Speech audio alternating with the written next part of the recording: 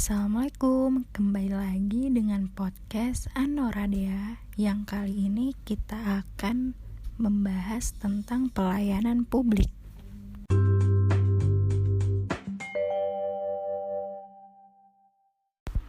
Sebelum kita membahas lebih dalam tentang pelayanan publik, kira-kira pelayanan publik itu apa ya? Jadi, pelayanan publik adalah kegiatan atau rangkaian kegiatan dalam rangka pemenuhan kebutuhan pelayanan sesuai dengan peraturan perundang-undangan bagi setiap warga negara dan penduduk atas barang, jasa, dan atau pelayanan administratif yang disediakan oleh penyelenggara pelayanan publik. Pelayanan publik diatur dalam Undang-Undang Nomor 25 Tahun 2009 tentang Pelayanan Publik.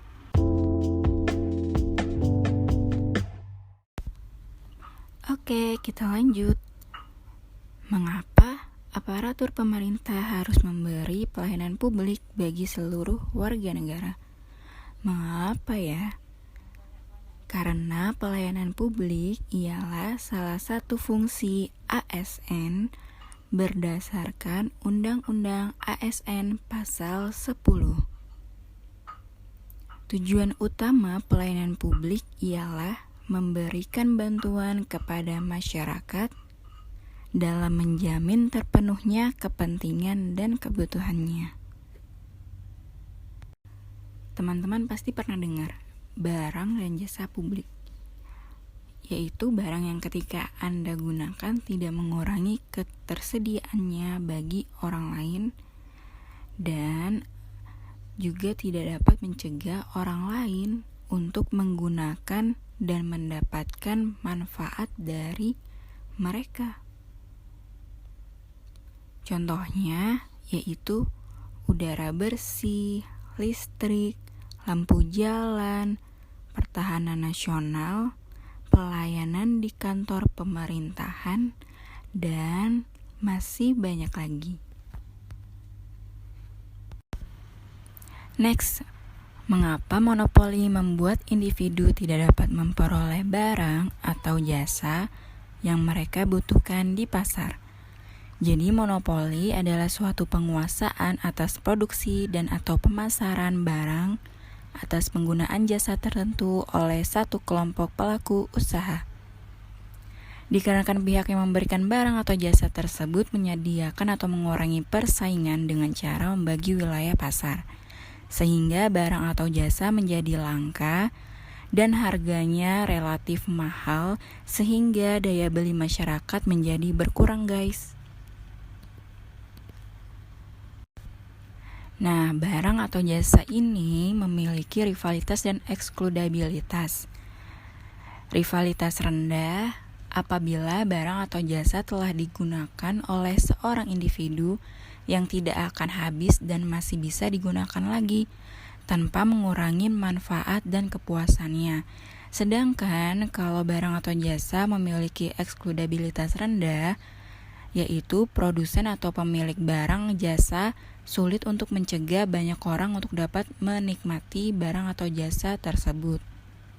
Sebab biaya untuk mencegahnya orang lain agar tidak dapat menikmati barang atau jasa itu jauh lebih mahal daripada keuntungan yang dihasilkan, seperti udara bersih, lalu keamanan yang diberikan oleh pertahanan nasional, dan lainnya. Teman-teman tahu tidak tentang consumption dalam barang atau jasa? Jadi, consumption atau konsumsi ini dibagi menjadi dua jenis, yaitu ada joint consumption, yaitu barang atau jasa yang memiliki rivalitas dan eksklusivitas rendah. Maka barang atau jasa publik dapat dikonsumsi bersama-sama. Lalu apabila barang atau jasa yang memiliki rivalitas dan eksklusivitas tinggi, maka barang atau jasa masuk dalam kategori privat atau disebut dengan individual consumption. Guys, ternyata pelayanan di Indonesia ini memiliki perkembangan perubahan paradigmanya. Yang pertama itu ada paradigma pelayanan Old Public Administration, yaitu whatever government does is public service. Semua barang atau jasa publik yang dibutuhkan oleh masyarakat dan diselenggarakan oleh negara disebut pelayanan publik. Atau bisa juga paradigma kuno. Nah, lalu dari OPA atau paradigma kuno ini berkembang lagi menjadi NPM, New Public Management. Nah, saat ini para manajer itu pelayanan publiknya dan penyedia jasa layanan publik diprogram dan dididik untuk menjalankan pelayanan yang berorientasi pada keuntungan. Maka dari itu pada saat NPM ini kayak jasa kesehatan itu menjadi semakin mahal. Lalu berkembang lagi menjadi NPS atau New Public Service. Paradigma ini menekankan pentingnya keberadaan negara dalam menyiapkan pelayanan yang dibutuhkan oleh masyarakat. Oke guys, kira-kira tahu nggak perbedaan pelayanan publik dan pelayanan privat? Jadi pelayanan publik ini aktivitas yang bertujuan memenuhi kebutuhan masyarakat akan barang dan jasa sesuai dengan keputusan Menteri Pendayagunaan Aparatur Negara nomor 63 tahun 2003 yang berbunyi segala bentuk pelayanan yang dilaksanakan oleh instansi pemerintah di pusat, daerah dan lingkungan, BUMN atau BUMD dalam bentuk barang atau jasa baik dalam rangka pemenuhan kebutuhan masyarakat maupun dalam rangka pelaksanaan ketentuan peraturan perundang-undangan. Kalau pelayanan privat, yaitu pelayanan yang diberikan oleh pihak swasta yang berorientasi pada pelanggan atau stakeholder yang bertujuan mencari keuntungan atau profit. Pelayanan swasta ini mempertanggungjawabkan kinerjanya pada stakeholder.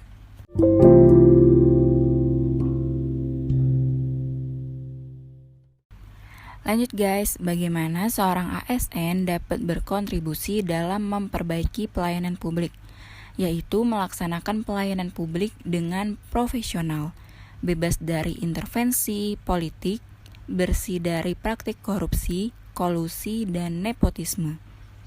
Selain itu, mampu menyelenggarakan pelayanan publik bagi masyarakat dan mampu menjalankan peran sebagai perekat persatuan dan kesatuan bangsa berdasarkan Pancasila dan Undang-Undang Dasar 1945. Yang paling penting, menerapkan 5S, senyum, salam, sapa, sopan, dan santun. Dalam pelayanan publik, ada etika dan etiket yang harus kita perhatikan. Perbedaannya, etika yaitu ketentuan dan prinsip yang tidak dapat ditoleransi teman-teman, yang apabila seorang melakukan tindakan tidak baik, maka mendapatkan hukuman. Apabila sebaliknya, maka mendapatkan pujian. Sedangkan etiket berlaku jika kita bersama orang lain, seperti teman, kerabat, saudara, atau keluarga lainnya. Nah, etiket ini tidak dapat berlaku apabila jika kita sendirian. Contohnya, makan menggunakan tangan kanan, lalu mempersilahkan orang yang lebih tua mengambil makanan dahulu, dan masih banyak contoh lainnya. Next, dasar-dasar etiket dalam pemberian pelayanan publik. Yang pertama ada politeness, yaitu sikap sopan yang harus diperlihatkan kepada pihak lain dalam suatu komunikasi. Lalu yang kedua ada respectful, yaitu sikap menghormati dan menghargai. Yang ketiga ada attentive, yaitu sikap penuh perhatian. Yang keempat ada kooperatif, yaitu sikap suka menolong pihak lain yang membutuhkan. Yang kelima ada tolerance, yaitu sikap tenggang rasa terhadap orang lain agar dapat diterima dan disukai. Lalu ada informality, yaitu sikap ramah, bukan sikap formal, melainkan bersikap familiar, akrab, dan bersahabat. Lalu yang terakhir ada self-control, yaitu sikap menguasai diri dan mengendalikan emosi dalam setiap situasi. Nah, selanjutnya apa ya manfaat etiket dalam pelayanan publik? Yaitu ada komunikatif, adalah memudahkan berhubungan baik dengan setiap orang dan pandai membaca situasi. Lalu ada atraktif, yaitu mampu mencari bahan pembicaraan tanpa melukai perasaan pihak lain dengan diimbangi oleh humor yang tinggi. Yang ketiga ada respectable, yaitu lebih dahulu kita menghargai orang lain dan jangan menuntut untuk dihargai orang lain terlebih dahulu. Yang terakhir ada self-confidence, adalah untuk memupuk kepercayaan dan keyakinan pada diri sendiri dalam setiap situasi. Oke guys, mungkin itu aja ya yang dapat saya share sama teman-teman tentang pelayanan publik. Semoga bermanfaat untuk teman-teman semua. Terima kasih sudah mendengarkan. Bye, sampai jumpa lagi. Wassalamualaikum.